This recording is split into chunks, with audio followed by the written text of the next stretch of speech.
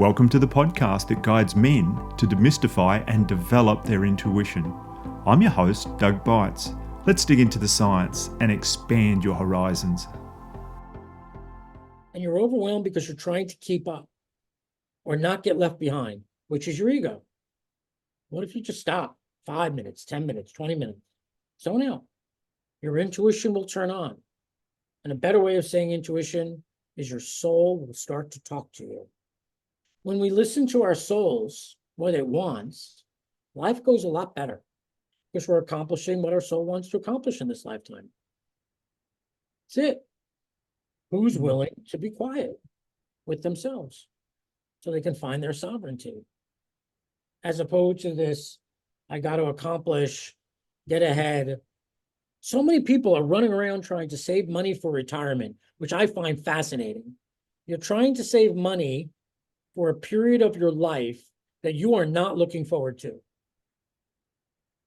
Today's guest is Colby Wilk.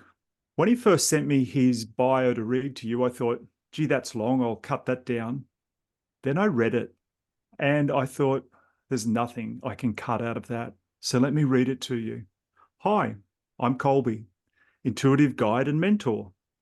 As a child, I was diagnosed with hyperactivity and a learning disability, so severe, my parents thought I might never be able to live on my own. I grew up being called and thinking that I was a moron. Later, I struggled to accept myself as gay, lonely, anxious, and depressed. I set off to fix myself. I prayed for purpose and meaning. I set my sights on enlightenment as a cure-all and as a consolation prize for my low self-worth and accompanying chronic health challenges. I sat at the feet of many gurus, shamans, and healers. I went to therapy, did hours of spiritual practices, attended way too many workshops, and listened to lots and lots of audiobooks, attempting to develop myself without first accepting myself. I fried my nervous system, stretching it to the point of collapse. On the floor of my bathroom, I began to surrender. I embraced my humanity, and the divine became apparent to me. I woke to me, fully human, fully divine, fully alive. Since then, I've spent the last several decades working as an intuitive healer, partnering with people on their journey to become fully alive. I root out the hidden causes of suffering, assisting people to replace their unhappiness and struggle with peace, awe, and wonder. What was unhealable heals. What was unchangeable changes. With compassion and humor, I guide podcast audiences to their own internal wisdom. Listeners emerge from the podcast more confident and equipped to live fully. What I offer is not a miracle, although at times it is miraculous. Headquartered in Seattle, Washington, Colby works with clients in person and around the world via Zoom and telephone, helping folks to become fully alive. He earned his master's degree at NYU and his bachelor's from SUNY Albany, graduating cum laude. He's trained in NLP, hypnotherapy, Theta Healing, core energetics, Reiki, Tibetan Buddhism, Tantra, and Qigong. Colby, welcome to the podcast. Thank you. It's weird hearing my bio read back to me. It's weird. Yeah. Mate, you've come a long way from those early days of trying to find out who you were in the world. Like, tell us about, those early days. I to be argumentative, I've come a long way and I'm back to where I began. Both are true, right? There's so much in the self-development, new age community about trying to change ourselves, advance ourselves. And at the end of the day, we come back to who we are. We just forgot about it or pushed it aside or denied it because we needed to in order to get by, in order to survive. So I guess I've been in a process of unlearning more than learning. All healing is a subtraction. There's no addition in healing. You just remove what's false, what's not true, and people's wellness sprouts forward. Wow. I've not heard things said that way, and I'm very guilty of constantly out trying to not so much heal myself, but improve myself, always, where we're headed. So, yeah, There are a lot of books and workshops and audio, people trying to sell stuff to improve you. But if you're trying to improve yourself without accepting yourself, not much good comes from it. You can do it. You can certainly do it, but it's very much trying to paddle upstream. It's challenging. You can do it, yeah. but at I least, heard, I interviewed a lady a little while ago, and she brought out something to me that just really woke me up. And you used that word a minute ago, acceptance. And I always, you hear people like love is the most powerful thing and da da da da da. But one day I was there and I'm like, what the fuck is love? And then I heard this lady say, it's acceptance. And if you are going to truly love yourself, you have to accept who you are. And mm, when we spoke a week or so ago, I heard you use that word acceptance, mm. and it reminded me of that. Yeah, yeah. So tell us more. How have you learnt to, or how do you help people to accept themselves? Well, look, if you have a challenge, whatever there might be, income, relationship, sex, whatever, health, in my experience, and I've been doing this a long time, there's something you're not telling the truth. There's something going on where you're not accepting the truth of your situation, of you. And by accepting the truth, allowing it, accepting it, acknowledging it, change can occur. My beings tell me over and over, I think we had this conversation, that change is so varied, that so involved, that you as human beings can't understand what changes people. But we can, and there are more than enough people trying to sell you a formula for how to earn more money, increase your health, get into a relationship, maintain that relationship. But what they say is, good luck changing yourself. The best is to decide how you want to go through life. Decide how you want to go through life. Do you want to be accountable? Do you want to be positive? Do you want to be compassionate? Decide what hat you want to wear, or hats. And if anything's going to change your situation, that'll do it. But stop trying to change yourself, because the thing that's motivating you to change yourself is a lack of acceptance. And then you're grinding gears.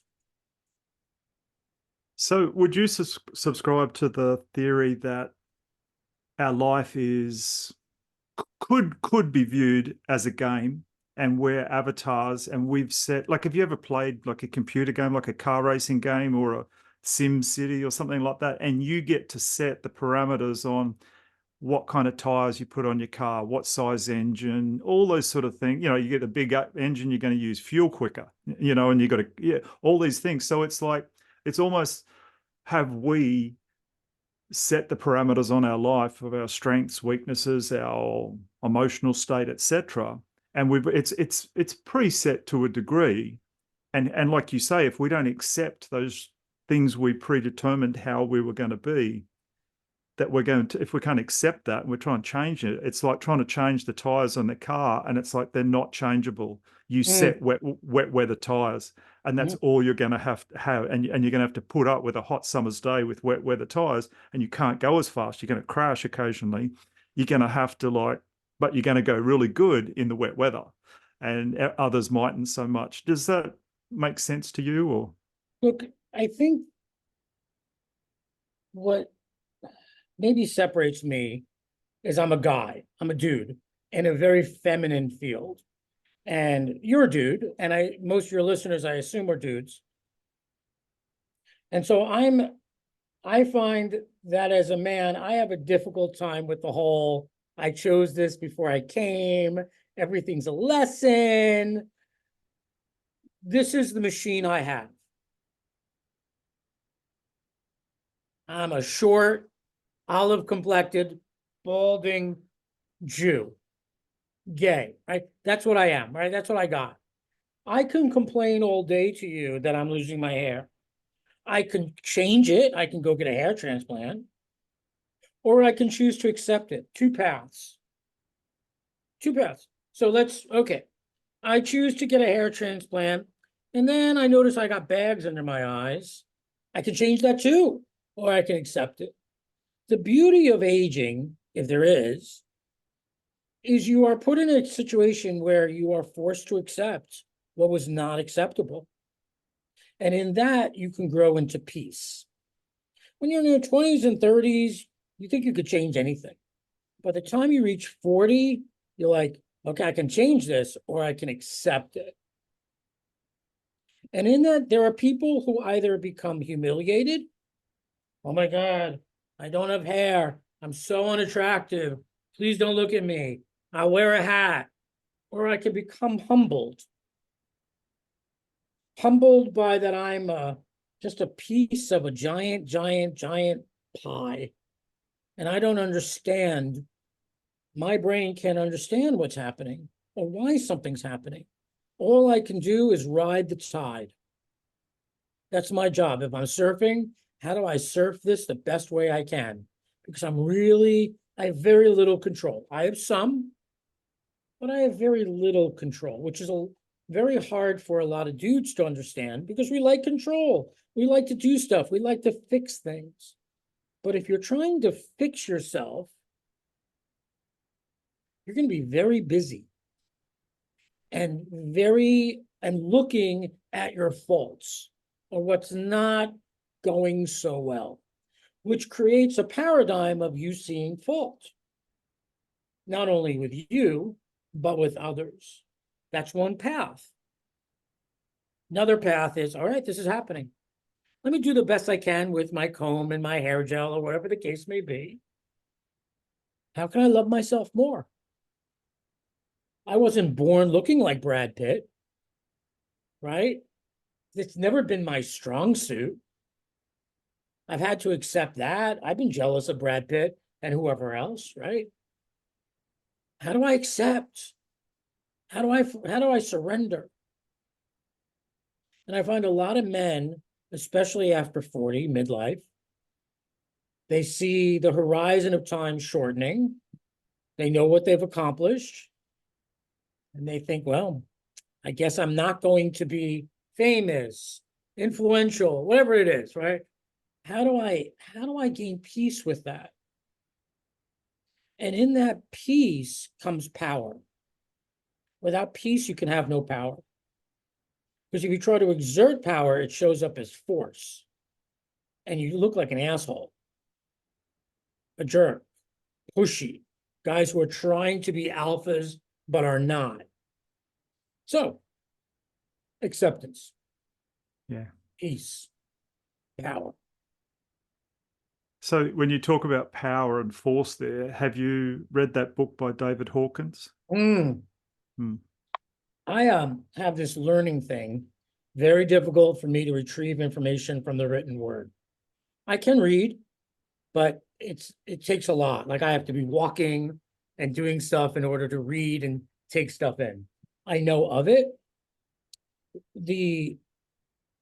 Every curse has a blessing to it. So like I have an issue with reading and attention. The benefit of that is I intuit most things. And I'm very much an original thinker because I'm left to my own resources. So initially it was like, why can't I read? Why can't I sit down in the library and study for an hour without having to get up every 10 minutes? Again, we come back to acceptance. This is what I got. This is the machine. All right, how do I make this work for the best I can? But regarding your book, I believe what I've been told because I listened to some podcasts, is he makes a distinction between power and force. Yeah. Yeah. I probably read it 8 or more years ago. And I remember at the time it being a quite powerful, informative book and very interesting. And yeah, and I've watched YouTube videos of him talking, and I struggle to get too much from them at all. But to read his work is, for me, it was, yeah, pretty effective. And like you say, we all take things in differently and that sort of stuff. And yeah, yeah. And you have struggled with that. I mentioned earlier I struggle with hearing, so I lip read a lot. I was at a did a bit of work yesterday. I had to go into this big factory, and to Mm. go in there, we had to put safety glasses on. We had to put earplugs in, and there was a lady escorting me through. So I said to her, I said, just as I take my hearing aids out and I put these earplugs in, just know that it's lip reading from here on all the way. And so she she was very good as she escorted me through this big factory, and she kept directly looking at me, and then I would repeat when we got it back again. But yeah, we all have our little limitations. I imagine years ago, you wouldn't have been as direct and honest about your limitation. And Oh so no, because created yeah, yeah. chaos. Yeah, yeah, yeah. And I stand, and so what I was doing a couple of days a week. I do fire safety training and fire auditing, and I was about to do a fire audit. And I often at the beginning of the trainings, I'll be talking to people, and if they all sit at the back of the room, and I said, I'm sorry, I have a disability. I need you all to come and sit up near me, near the front. And they're all like, because like I said, 20 years ago, that would have been frowned on. But now it's like, oh, I get their sympathy for 5 seconds, and it makes it easier for me to move them up the front so that I can interact and read their Right. lips easier. Yeah, yeah. So I listened to a podcast since we last spoke that you were on, Mm. and it was a live podcast where, after you spoke for a while, people called in and that sort of thing. And on there, I found you're very good at not beating around the bush and directing Mm. callers to dig deep and verbalize what they were really looking for. Like, I'm Mm. wondering where and how did you develop that skill? Well, some people would say I lack patience, and my Jewish New York background comes about because it's like, for me, I would love for someone to say, Colby, this is your challenge, and this is why. Like, just give it to me straight. I'm all for it. And so I do that. When I get information, I have to get it out of my head and say it, or else it gets stuck there and no more information comes in because it's like a pipeline. And so I have to get it out. Um, I've always been some of it, to be honest with you, is because I'm a child of an abusive home. That when your mother or father asks you a question and you'd be hit if you didn't give a direct answer, it teaches you to be very direct. Did you do this? Yes, no. So if I was left in a less abusive home, I might have been able to, think around the bush and present, right? So again, unfortunate situation has a blessing. I just give it to people really straight. And at the same time, I try to do it with as much compassion as I can muster. I hear repeatedly, it's very disturbing that people will call me to do like a discovery call. And they're like, I heard you tell the truth. I go, yeah, as far as I know it, I access multidimensional awareness, da, da, da, da, da. And I'll tell you the truth as I perceive it. And a lot of times they'll say, I don't know if I'm ready to hear the truth. And I'm like, wow, that just blows me away as a person, right? Because they're afraid that if they know the truth, they'll have to change jobs, change their relationship, move, and they're tied in. and they're scared. And there's a place for that. I only get my deal with the universe is I only get what I'm supposed to share. And because for instance, I don't like to see dead people. Creeps me out. So I don't see dead people, right? Like I just don't want to see that. I don't want to see the inside of someone's body. Ugh, bloody, mushy. Ugh. I don't see that. So you could establish rules about what you want to perceive.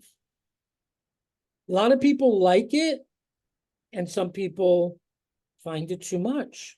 It's like being hit by a laser, I'm told. Like, boom. I'm always like, let's get on with it. Let's get on to being satisfied and joyful. But a lot of people are indulgent of their pain and their victim. And we have a lake here, Green Lake, where people probably have one in your neighborhood, where people walk around with their friends and their dogs, and they kibitz, they talk, and I don't eavesdrop occasionally, and people are always complaining to the person next to them. They're always complaining. I'm like, why are you complaining to this person? I'm always thinking, like, they can't help you. But people like to complain. It's a form of connection. I don't know. Yeah, it's Yeah. what's in someone's way is fairly obvious to me, usually. Yeah. Usually it's fairly obvious.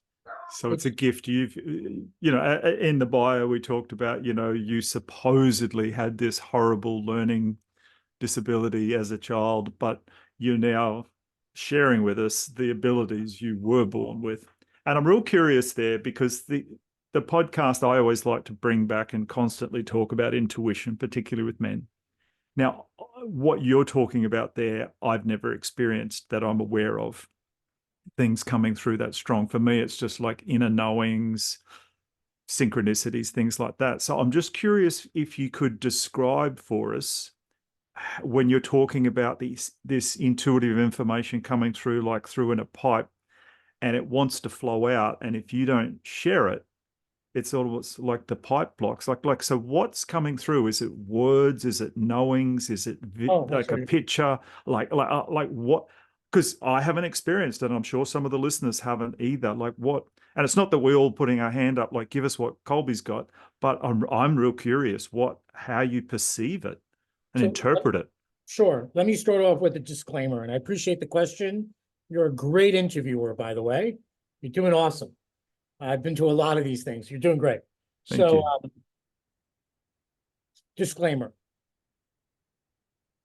We don't want to develop your intuition because intuition or your psychic ability is the paranormal.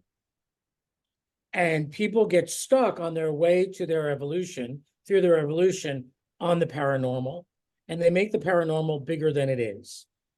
The point is to know ourselves as one with the infinite. But people get stuck talking to dead people or anticipate or getting information about the future or this type of thing. But as we evolve, gifts open. Just a natural result of your evolution. There are a lot of exercises one can do to open one's third eye or their crown. In the old days, you would be supervised by somebody at a higher level to say when you were ready to do certain exercises. Now, everything's available on YouTube. And you could do something that will really throw your system off balance. And when I say that, people are like, what's the big deal? You person who's saying that to me have never been in bed for 6 months. Have never been overly sensitive that you couldn't leave the house. So it's a big deal opening your system. And it needs to be done under supervision, in my opinion, and carefully. Having said that,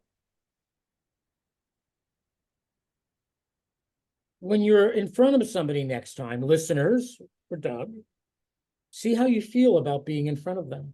Bring your attention into you, not onto them. My attention is always in me, not on you. A lot of people learn to keep their attention on other people because they want to know how to dodge the rhino or what's coming at them, which makes you seem intense, needy, demanding, because you're kind of in their space.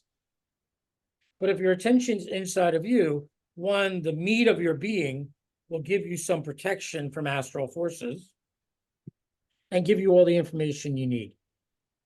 All information comes to you that is appropriate. We don't need to go out seeking it. If you're going out seeking it, then you're seeing yourself as separate from the whole. And that's going to create some drama down the line because you're not separate. There's a difference between being psychic and being evolved. Two different skill sets. There are a lot of psychics who like to claim that they're more evolved than the average Joe. It's just a skill, like plumbing or doing law. It's just a skill. So, to go to your question, next time you're in front of somebody, bring your attention into you by finding your belly and breathing into your belly. And then, okay, I'm in front of Helga or Margaret or whoever. How do I feel about being in front of Helga or Margaret? And you will get information. Now, whether you listen to that information is the big question. All of us get intuitive information, but very few of us listen to that information. It's a sense. It's not like the Charlie Brown voices, wah, wah, wah, wah, right? I don't know anyone who hears, dog, get away from Margaret. She is bad. You just get a sense. I'm not comfortable around Margaret. I get Margaret's not really straight. I don't know why that. I get she's not really straight with herself. Yeah. And then you listen to it or you don't. I know, even though I'm really crazy intuitive, as a gay man, a gay single man, I go on dates. And I'll be like, I have this date with Rodney. I'm getting, this is not going to go well. I just get that sense. It's not going to go well. I just know it. But I feel a little lonely. So I go anyway. And I come back disturbed. Disturbed. Messes with my energy. It's not like, okay, I went out with Rodney, whatever. I come back kind of messed up from the whole experience. So sometimes I listen to my intuition and sometimes I don't. And the consequences are mine. Because when I don't listen to my own intuition, I am feeling like I'm not safe in the universe and I've got to grasp what could be available to me. I don't trust that what's mine is coming. And so I don't listen to my intuition when I'm in those places. Interesting. So, yeah, like you say, it's a choice. And so if you were deliberately, like we had agreed to do an intuitive reading for me or for Margaret or whoever right now, you're feeling into yourself and that sort of thing. And I guess I just want to clarify what you said before. It's like this pipeline of information coming through, but if you don't share it, and we're in a very deliberate, pre-planned place where I'm seeking help from you or Margaret's seeking help from you. And if you choose, it's like something comes through, boom, and then if you chose to not share it, you're saying there's almost like nothing more will come through. And does that same sense just keep sitting there, that same thing you're supposed to verbalize? So first, it starts with intuition, with intention. I'll go to the supermarket with no intention to read anyone. I don't get intuitive information about the clerk because that's not my intention. It's not like I'm an open vessel all the time. I object to psychics who say, oh my God, I'm just too open. Everything's coming in. No, that's a sovereign issue. You take control of yourself. You tell the universe what you're open to, what you're not open to, and the universe will follow. None of this crazy victimization. I'm too psychic to go outside. So first, I have the intention of getting information about Margaret, for Margaret.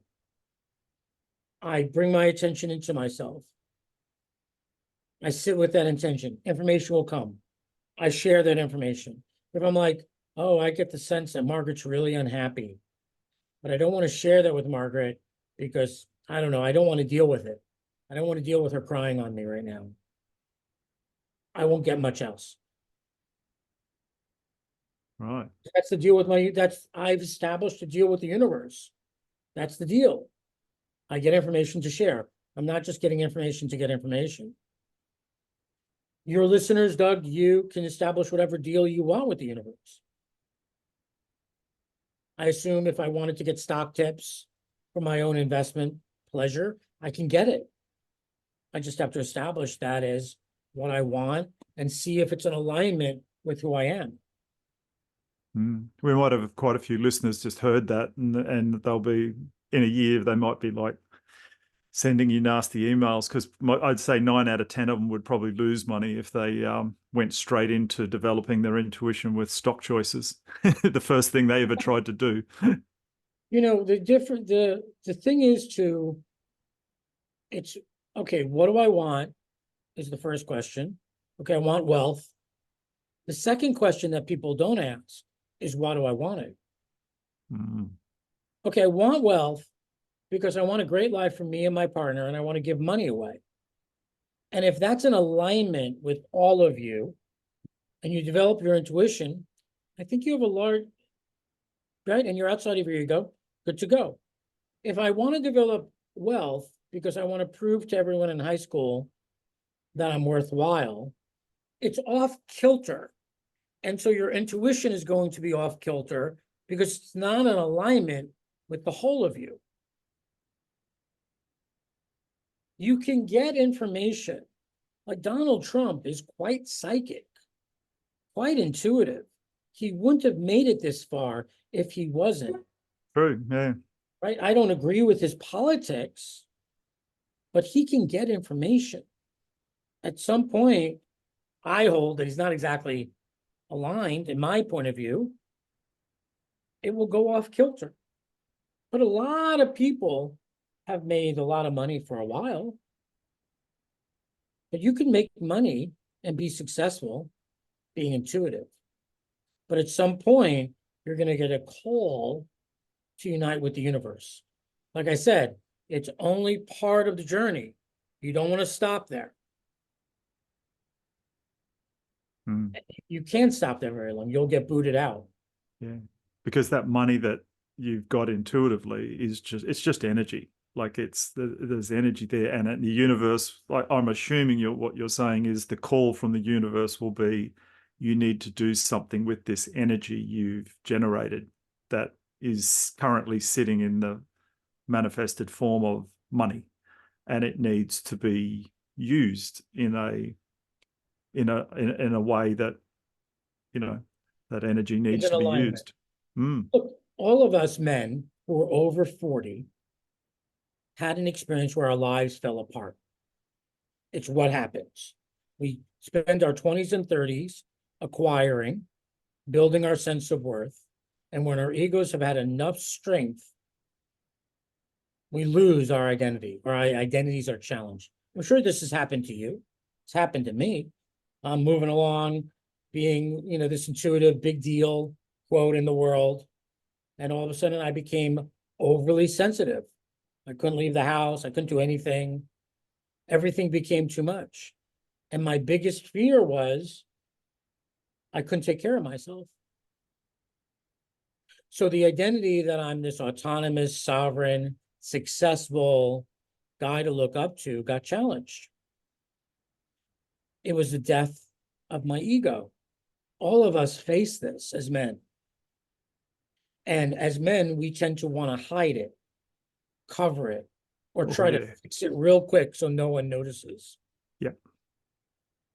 Instead, okay, this is the death of my identity. The loss of identity is true spiritual work. That's what it is. It's not about acquiring things. It's not about intuition. It's about the death of your identity. I am X. It's about, no, you're not. You're that and everything else. So when you lose your identity or it's challenged, your intuition will go on high blast. what was not available, you thought as a choice, will suddenly become available. Oh, I could change careers, but what will people think? Oh, I could move neighborhoods, but what will people think? Oh, and you get challenged to be who you really are. And that's when following your intuition, because your intuition is the language of your spirit, that's when it really comes into play. Who am I really?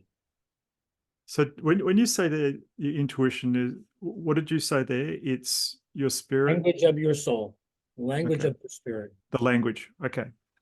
And so that language coming through, I'm just curious how you see it. Is it coming from you, from your very being, or is it coming from an external, invisible source? How do you see it? Where's it coming? One and the same, isn't it? If I'm all of it, it's coming from me. Now, for me, I don't like the idea of guides talking to me. My guides led me to blah, blah, blah. And so I now live in this place. And my guides tell me on the menu I should have macaroni and cheese as opposed to the roast beef. To me, it always reads as a giving away of power. Now, I'm a dude, right? A woman might feel differently because they're a little more interested in working as part of a group. But for me, I like the idea of my sovereignty, my autonomy. And so when I envision my spirit, it's a giant standing behind me that I'm within. So when I get intuitive information, I like to perceive myself as a giant. And I am sometimes as big as my house, and sometimes as big as the United States, and sometimes as big as the world. I am the divine. I'm it. I'm not outside of it. Another way of saying it is, I'm the wave and I am the ocean. I am the wave, the top of the wave, when I'm in my personality. Look at me, I'm Colby. Aren't I cute? Aren't I funny? I'm at the top of the wave. I'm in my personality, in my ego. You dip below the wave and you get more to the core of me. Colby's warm. Colby's compassionate. You get more of my soul essence. You keep going down through the wave, you're going to enter into the larger ocean. And at the bottom of the ocean, one could say that is God. I am both the wave and I am the ocean at all times. It just depends on where my focus is.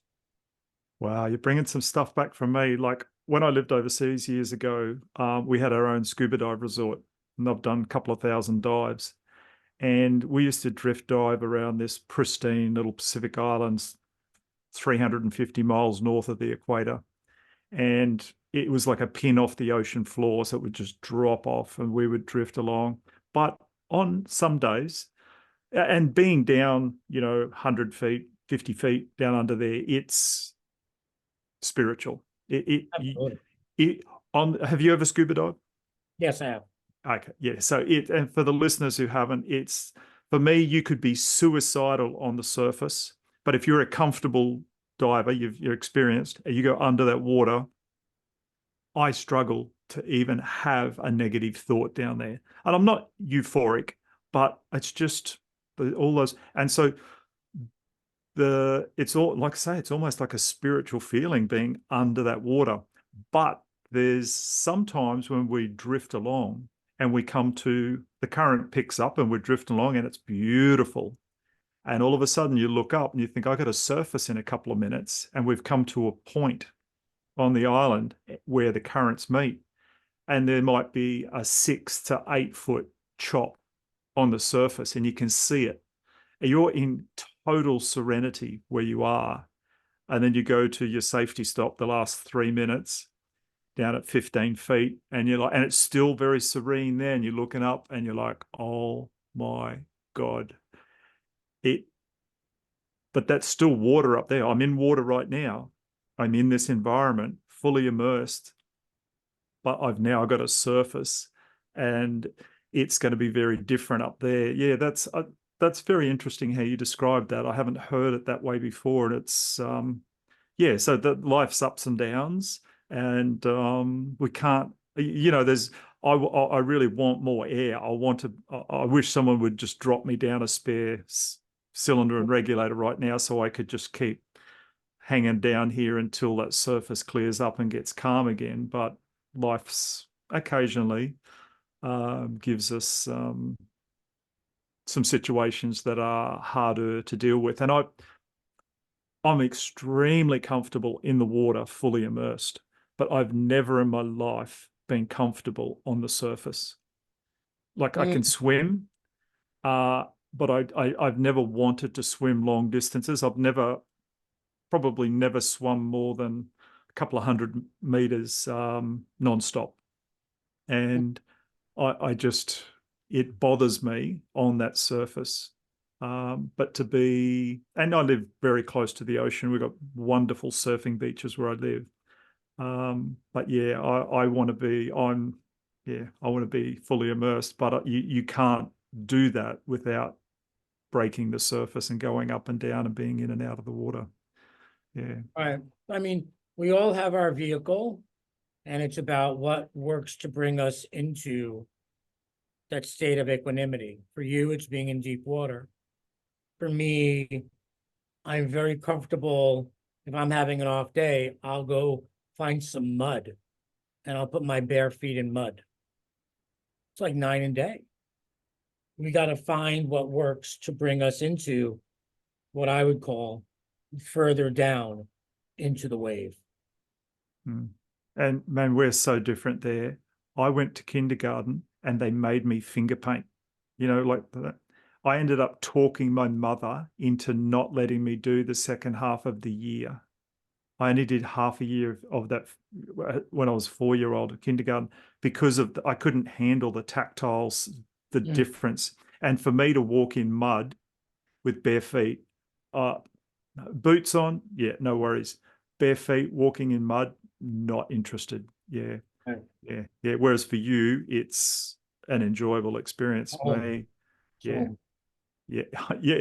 Yeah.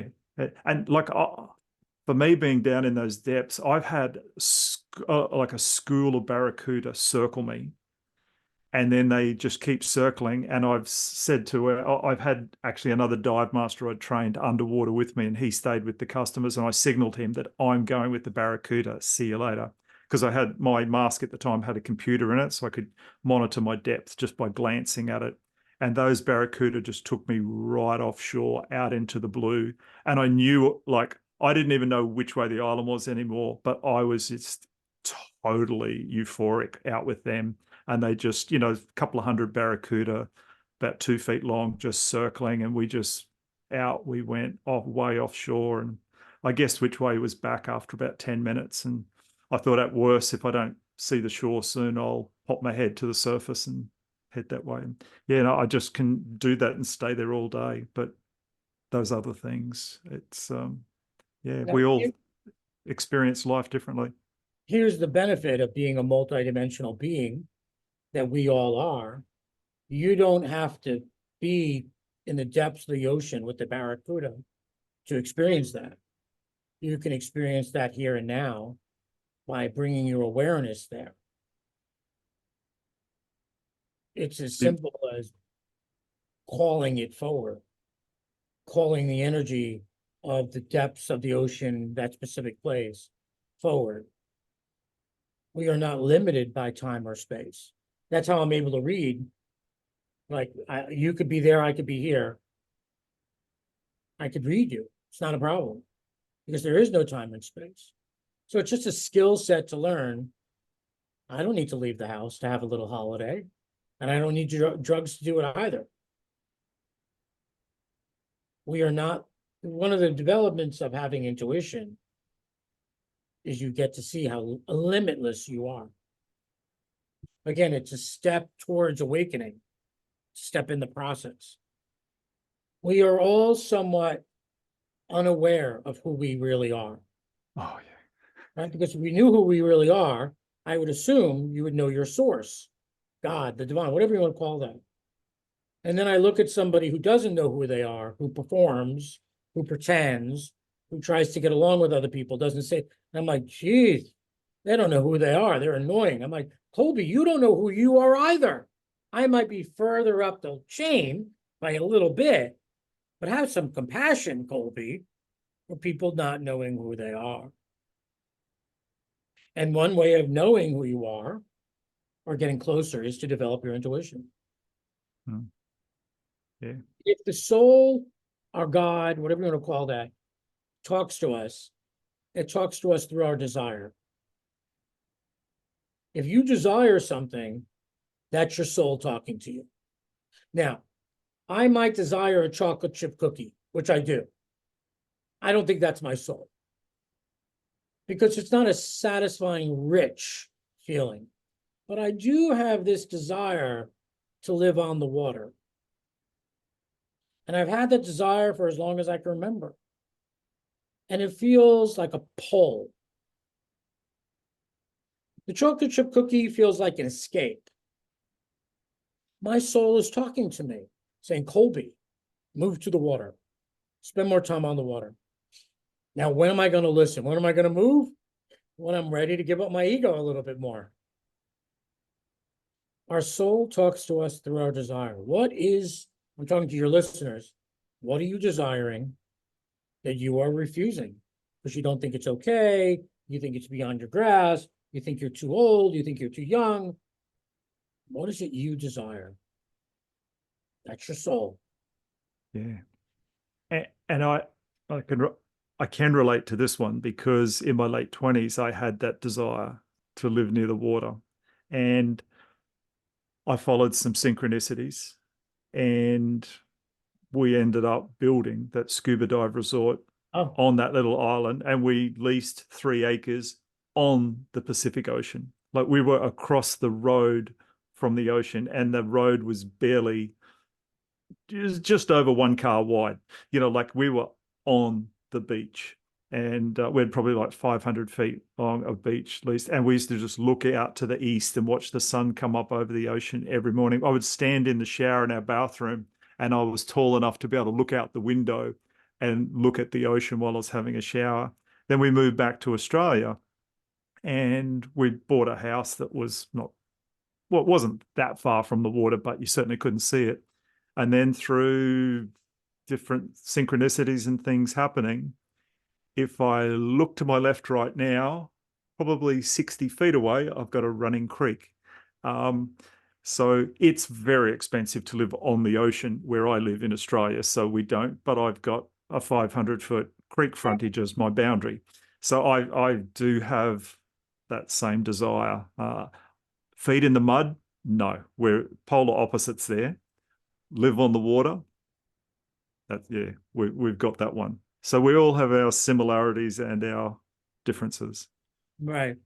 Yeah, yeah, yeah. No, I'm heavily addicted to the water. Yeah. So in your bio that I read, Mm. it talked about as you grew up. And I'm curious now if you went back in time and visited yourself in your early teenage years, that young Colby, who I guess the hormones were starting to rage. What Whew. emotions was he going through? And if you could visit him right now, what would you say to him? I was just a hard on with pants.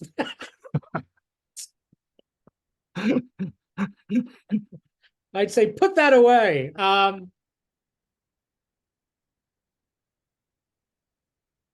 would say the same thing that I would say to myself now.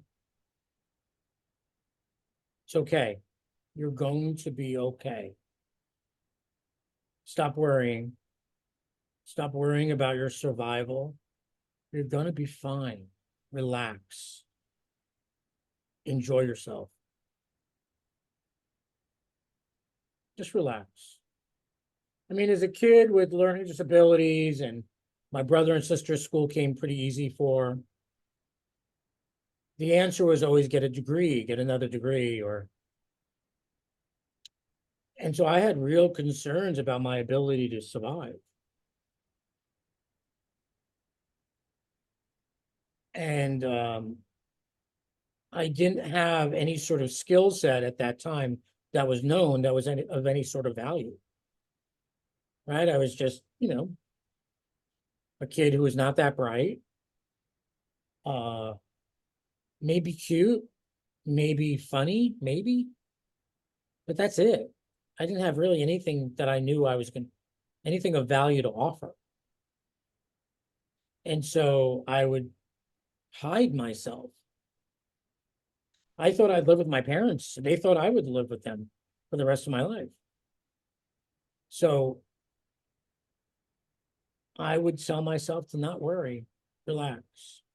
And I'm curious, where did you fit with your siblings? Like oldest, youngest, middle? Oh, I am the youngest of three, Oh, brother or sister than me. yeah, We're pretty tight in age. My brother's 3.5 years older than me. My sister is 11 months older than me, and then me, yeah, the youngest. Oh, yeah. Wow, that's funny that your parents and you all visualized you just having to oh be with yeah. them. I mean, it Yeah. was kind of like, At what age did you end up sort of permanently leaving home? you know, it's funny, even though that was the way it was held, I graduated with high school with a B average, right? My mother, my sister tutored me to her dislike, God bless her. Um, and then I went on to college and I graduated cum laude, and then I went to graduate school, did well there. So there was this idea of me that was out of sync with the reality. I thought I was a moron and I worked really hard to get the grades I got. And I was never at the top of the class by any stretch. But you wouldn't think that I would believe that I was a moron. It was something that I believed. It was told to me or set up for me. And I would ask your listeners to think, what did they grow to believe that's not true? That evidence points to the contrary. So I when I came back from college, I immediately left home. I moved in with my sister temporarily, and because she lived in Manhattan, and there were jobs there, and then I got an apartment with friends, blah blah blah. And I never lived with my parents again, not because I didn't want to, but because it wasn't the thing to do. But it's amazing what we believe about ourselves that we've been trained to believe or whatever. That's not true. Mm, Not true. very much. Very much. Yeah.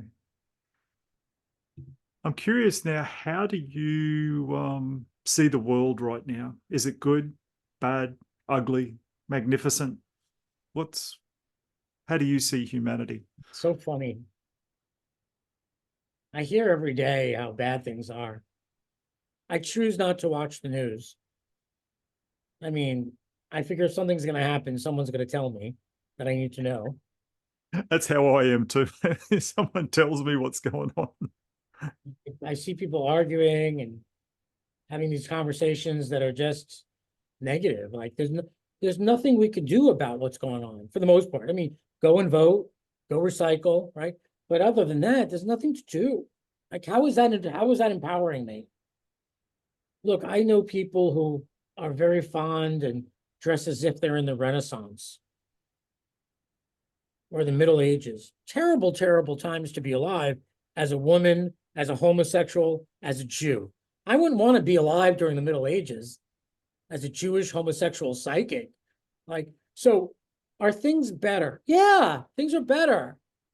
Now, is technology like I was on the train today and no one's talking, everyone's looking down at their phones, no one's connecting. Good, bad, look, it doesn't matter because there's no way of measuring that. Are you having a good time? That's what matters. Or are you using the explanation that things are harder as an excuse to not be you, as an excuse to not extend yourself? Things, you know, you and I could be in the same room, and I could think it's the best room ever. And you could think it's the worst based on your mindset. You spot it, you got it. I have a promise to myself to always be the person in the room who's having the best time. Whether that's the train or my house or at a party, I'm having the best time of anyone in this room. Now, whether that's true or not, but it's a challenge to myself, as opposed to letting circumstances dictate. Either people want to tell new agey types that it's fairly known that we create our reality through our perspective. What people don't get is why that is. Now, this is a little far out there. I know it's far out there. That's probably a good thing. If you accept that we create our own reality, why would we be made that way? Why would God, the divine, whatever, make us into creators? No one really asked that question. Well, you're being trained to be creators. Okay, great. Why? Well, it would make sense that the divine would want to expand itself. That would make sense. Why would it want to stay in this shape? It would want to be bigger, assuming it could be bigger. It would want to expand. And the way it's going to expand is by training other beings to be creators, i.e. us. We're learning how to create our lives, so we learn how to create worlds, so that other beings could have their beingness within us and therefore become creators. And therefore, the universe expands. We are being trained, given the opportunity to become gods. That's the point. And when people say, oh, it's harder now, you're a creator, dude. Put your perspective on what you want, and presto changeo, things will go in that way. But they could say, I'm too afraid. I might push the wrong button. I might do the wrong thing. That's why you're sitting here listening to how to develop your intuition so that you do. If you're afraid to push the wrong button or do the wrong thing, you're not in yourself. You're in your fear, which means you're outside of your body. Bring your attention into your body, find your breath, anchor back, like as Doug said, to being deep in the ocean, or find a memory of that. And then from there, see if you want to push a button. See if you want to go out. See if you want to apply for that job. What's real for you there? What's being called? We have two choices. It comes down to love or fear. Am I doing this out of love, or am I doing this out of fear? That's it. Take ownership. You know, Marianne Williamson has that quote, I'm going to butcher it. It says something along the lines of, we're not scared of our darkness, we're scared of our light. Because if we really get who we really are, it's daunting. It's much more convenient to hide in our victim, in our poor me, and I can't, and I have to. But if you get that you really create stuff, all of it, what do you want to create? And the way you know what you want to create is what your intuition is pulling you towards. Right? Stop with your excuses. I have kids, I've got bills. Like, stop. What do you want? What do you want? Okay, great. Now, what are the little whispers from the universe? What's going on? Are you going to follow them? Do an experiment for 2 days. Follow your instincts. Follow your intuition. See what happens. Just 2 days. See, what's the worst that can happen? Universe is not going to give you something daunting like quit your job if you're not ready. It won't invite that. because it knows you'll meet it with resistance and it'll further destroy your faith. Yeah. Yeah. It knows where we're at. And sometimes it's scary. Sometimes it's easy. But I do find as you start to develop that skill of listening and following along with the prompt, the intuitive knowing voice, whatever it may be, sometimes the things you're being asked to do will seem bigger and scarier. But like you say, in the beginning, it's not going to be big and scary. It's going to be just training you, like a baby learning to walk. It's just, it's just all we're doing now is we're just straightening those legs, locking those knees in, and we're standing up and holding on to something. The worst that's going to happen is the knees will unlock and the bum hits the floor, and you're not being asked to do a tightrope walk day one. Yeah. People want safety, Mm. but the universe does not respond to that request because safety is not growth. You don't grow in safety. Now, as you were telling your story before about being in the water and being calm and peaceful, there are sharks in the water. That's just true. There is danger lurking around every corner, and you could focus on that. And guess what? The shark is probably going to come after you if you choose to focus on that. Or you could sit in the water and experience your weightlessness and be aware of the shark, but don't let it freak you out. But Colby, how do I not be scared of something that I'm scared of?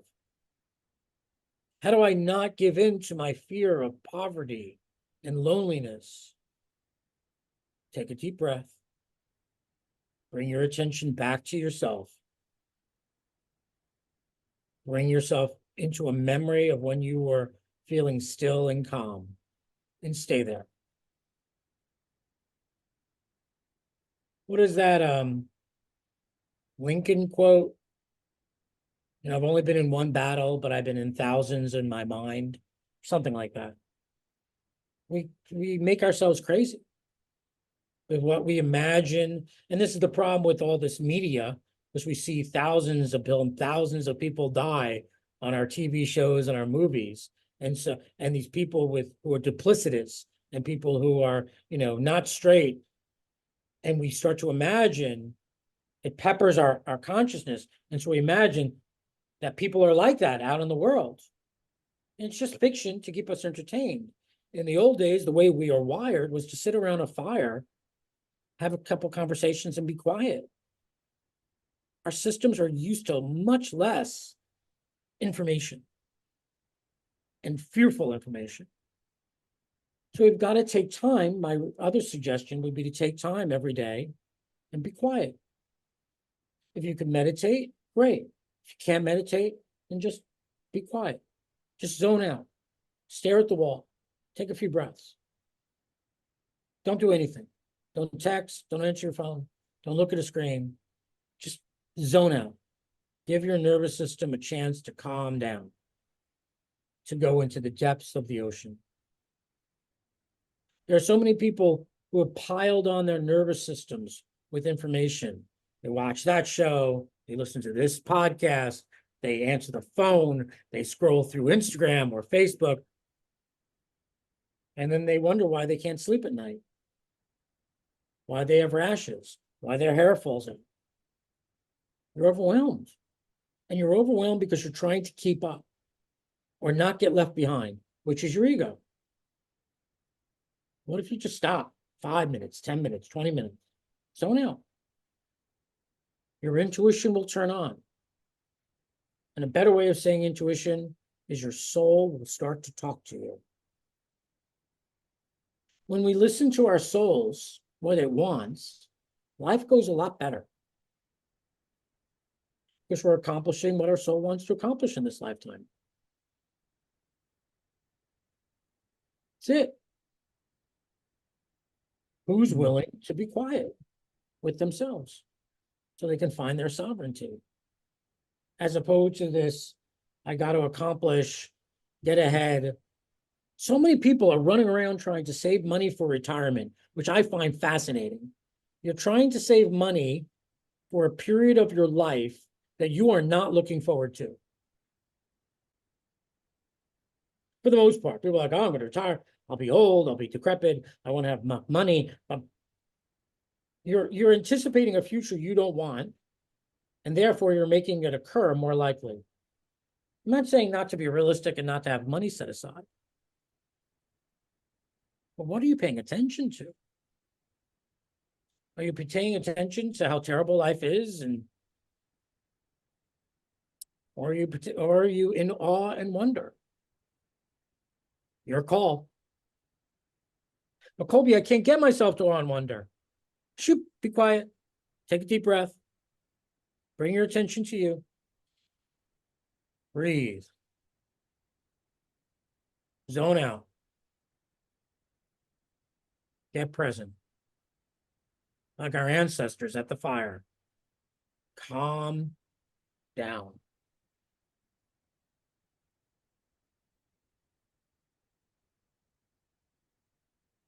Animals have to worry about being eaten by other animals.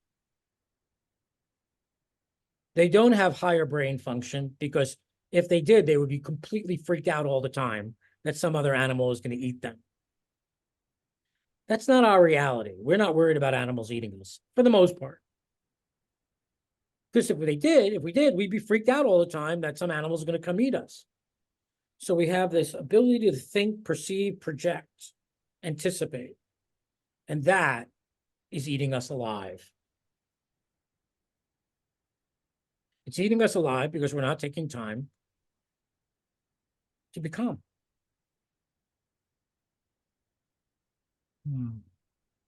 And I hear you with the technology, and I very much agree. But I do enjoy the technology in the fact that right now, you and I, without that technology, wouldn't be sitting here recording this conversation for the benefit of the people who, in the future, if, even though there's no time or space, but the people who will listen to this information and assimilate it. So we've got to balance that that technology out, and the technology is almost designed so it won't be balanced, so that it will be the thing. It's almost like that technology has got its own ego, and it wants to be constantly used. And we need to control the ego of the technology and keep it in balance and use it as a tool at appropriate times, and not allow it to. We've got to control. Yeah, I've never thought of that before, but yeah, controlling the ego of the technology, keep it in check. Controlling the ego, technology, and controlling our ego. I love a good distraction. I will sit there and scroll and scroll and scroll because I want to vacate. I want to escape. And there's a place for escaping, for sure. But escaping without rejuvenation is not life-giving. Is scrolling really going to rejuvenate me? At times. But for the most part, no. But I've got to establish, like, I don't buy a pack of cookies because I can't be trusted to have more than one cookie in the house. So I don't buy a package of cookies. I will buy individually wrapped cookies. One when I'm at the market, and most probably I will eat it while I'm shopping because I'm a pig, right? So I won't allow myself a pack of 24 Oreos because it'll be gone in 20 minutes. I have to do the same thing with technology. I have to establish some rules for myself that are appropriate for what I want out of my life. Can we cut out some? It all depends on how you see your life. As what are you within life? Are you trying to get ahead, trying to claw your way so you survive, trying to not drown, which is where I was in high school. Like, everyone thinks I'm an idiot. I gotta survive. I cheated. All sorts of crazy stuff to just get through. Or do I see myself as a creator and things are unfolding for me, as long as I maintain my stance in the depths of the ocean? Mm. Am I grasping or am I allowing? Another way of saying it. Yeah. Yeah, interesting you're talking there, like you give that Oreo analogy. You could just imagine, like, we pay $25 a month or whatever we pay for unlimited, data on our phones. Imagine if you paid 25 a month for unlimited Oreos. Like, how would we physically be if we, I'll just go to the supermarket and half fill my shopping trolley with Oreos because there's no limit. And then, like on the way home, half of those are gone, like, and you're struggling to get out of the car. It would become very obvious very quickly, like our physical size would be full. Right. But a lot of us are like that with technology because it's unlimited. Like, should we just pay this flat fee a month, or, we can binge as much Netflix as we want, or we can scroll through Instagram or TikTok or whatever as much as, and they're designed like that. They want you to be there. Yeah, yeah. And there's no way of putting the genie back in the box. It's we could choose to make it wrong. It's here. Making it wrong does not make it go away. It only sours us, or we can establish parameters for ourselves. Yeah, boundaries. You're Yeah, either in control or you're a victim. yeah. My guide, my beings, whoever it is I talk to, my giant self, tell me God comes with your might, M-I-G-H-T, old biblical word. I'm like, really? Yeah. God comes with your strength. I'm like, it doesn't come if I complain or I ask God, that Santa Claus, to come and give me X, Y, and Z. Nope. God comes with your strength. You must know your strength. And if you do, then more will be given to you. More assistance will be given. But if you're begging God to save you, you're so out of alignment. God can't get to you. You have to, in my opinion, and I know this is not very popular, you have to raise your vibration to where God is to get the support. If you feel like you're lost, well, lost is a very high quality, actually. If you feel stuck, there's stuck, lost, get it, forget it, back to addictions. You get stuck. Damn, I can't get out of this. Finally, you get lost. You let go. Oh my God, I don't know what to do. I don't know how to do it. Loss gives birth to getting it. God comes in. And at that point, you establish practices and goals, or you forget what you got and you go to your addictions, food, the internet, sex, whatever it is. God comes with your might. And in order for your might to be present, you have to let go, lost. You can't be so certain you want this. God, get me a red Mercedes 2025. That's what I want. You have to have a little letting go, and you have to believe you can have what you want. God comes with your might. Interesting.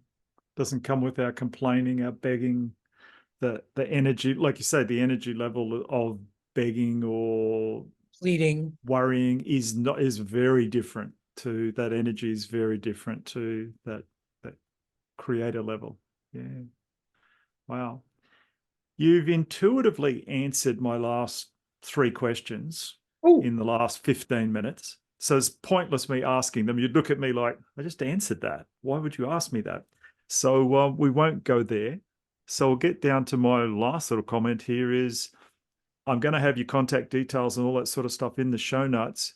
Is there anything we haven't covered yet that you'd like to mention? I would like to give your listeners a homework assignment. Great. Homework. All right. Do we need pen and paper? No, I think you can remember it. Okay. But here's the homework. Next time you see yourself in a mirror, I want you to look at yourself dead in the eye, and I want you to say, I love you, and I let you out. I love you, and I let you, the essence that is you, out. I love you, and I let you out. You're not going to no longer restrict the divinity that's within you. You're going to let it out. That's my homework for you. Every time you think to look at yourself in the mirror, when you remember, I love you and I let you out. Letting our divine self out. Yeah. What is within you out. Yeah. Powerful. And that, I'm sure it might not change us within the first half hour, but as the days and weeks go on and we keep remembering to repeat that, one day I think the penny will drop on that one, and things would start to noticeably change. Things change as quickly as you allow them to change. Yeah. There's so many people desperate for change, but really they don't want to let go. And this gets at that. I let you out. I want whatever I am, good, bad, ugly, beautiful, whatever, out. Whatever it is I came to do in this world, I allow. That's We beautiful. have so much programming from our parents and culture, family, about who we're allowed to be, consciously or unconsciously. What's okay? Man's law or God, man's law, woman's law, human law is very different than God's law. I love you and I let you out. Yeah, I think our laws are very restrictive, and God's law is very scary for us.